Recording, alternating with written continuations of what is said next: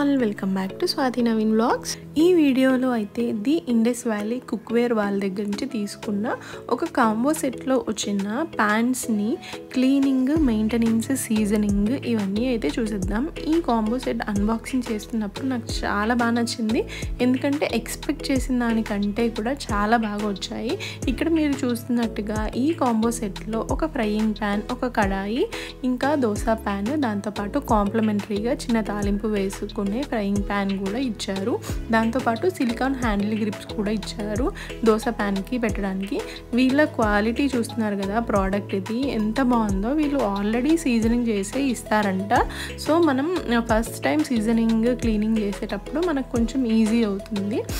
మంచి వెయిట్తో, చాలా మంచి క్వాలిటీతో ఉన్నాయి ఈ ప్యాన్స్ కానీ ఇది కానీ.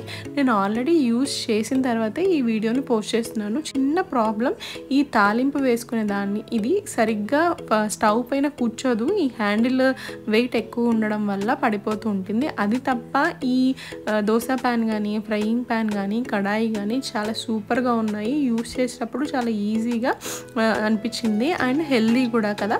అండ్ ఇప్పుడు ఈ కడాయి క్లీనింగ్ నేను ఫస్ట్ టైం ఎలా క్లీన్ చేస్తానో చూపిస్తున్నాను. కొంచెం ఆయిల్ వేసుకొని రాళ్ళు ఉప్పుతో కొంచెం మంచిగా మనం క్లీన్ చేసేటప్పుడు ఎలా అయితే రుద్దుతామో అలా రుద్ది ఒక 3-4 అవర్స్ అయితే పక్కన పెట్టేశాను. దాని తర్వాత మనం నార్మల్గా క్లీన్ చేసినట్టుగానే లిక్విడ్తో కానీ, సోప్తో కానీ మంచిగా ఒక 2-3 టైమ్స్, ఫస్ట్ టైం 2-3 టైమ్స్ మంచిగా క్లీన్ చేసుకోవాలి.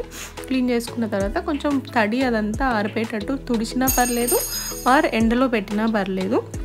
మొత్తం కంప్లీట్గా వాటర్ అంతా పోయిన తర్వాత మళ్ళీ కొద్దిగా ఆయిల్ అయితే మొత్తం కంప్లీట్ కడాయికి అప్లై చేసుకోవాలి. టూ సైడ్స్ అప్లై చేసుకున్న తర్వాత స్టవ్ మీడియం ఫ్లేమ్లో పెట్టుకొని ఒక 5 మినిట్స్ ఇలా స్మోక్ కనిపించే వరకు 5 మినిట్స్ స్టవ్ పైన ఈ కడాయిని వేడి చేస్తే ఇంకా మనం యూజ్ చేయడానికి రెడీగా ఉన్నట్టే. ఫస్ట్ టైం కాబట్టి కొద్దిగా ఆనియన్స్ని అయితే నేను ఫ్రై చేసి ఈ ఆనియన్స్ని పడేసి ఇంకా డైరెక్ట్గా యూజ్ చేశాను. ఇప్పుడు యూజ్ చేసిన తర్వాత ఎలా క్లీన్ చేసుకోవాలో చూద్దాం.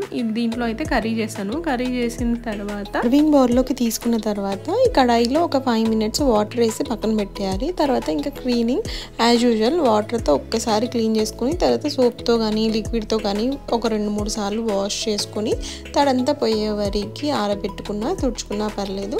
తర్వాత సేమ్ ప్రాసెస్, ఇంకా ఆయిల్ అప్లై చేసేసుకొని ఒక 5 మినిట్స్ పక్కన పెట్టుకొని దాని తర్వాత స్టవ్ని మీడియం ఫ్లేమ్లో పెట్టుకొని 5 మినిట్స్ లేదా 5 to 10 మినిట్స్ ఇలా మీడియం ఫ్లేమ్లో స్మోక్ వచ్చేంత వరకు ప్యాన్ని వెయిట్ చేసుకొని ప్యాన్ కంప్లీట్గా చల్లారిపోయిన తర్వాత సీజనింగ్ అయితే అయిపోయినట్టే. ఇంకా నెక్స్ట్ యూజ్కి ఇవన్నీ రెడీ అయిపోయినట్టే.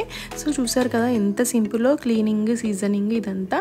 అండ్ హెల్దీ కూడా. ఈ మధ్య నాన్ స్టిక్ ప్యాన్స్ అసలు యూజ్ చేయొద్దు అని చెప్తున్నారు కదా, ఇవైతే ఒకసారి ట్రై చేయండి. మరిన్ని వీడియో కోసం లైక్, షేర్, సబ్స్క్రైబ్. బాయ్.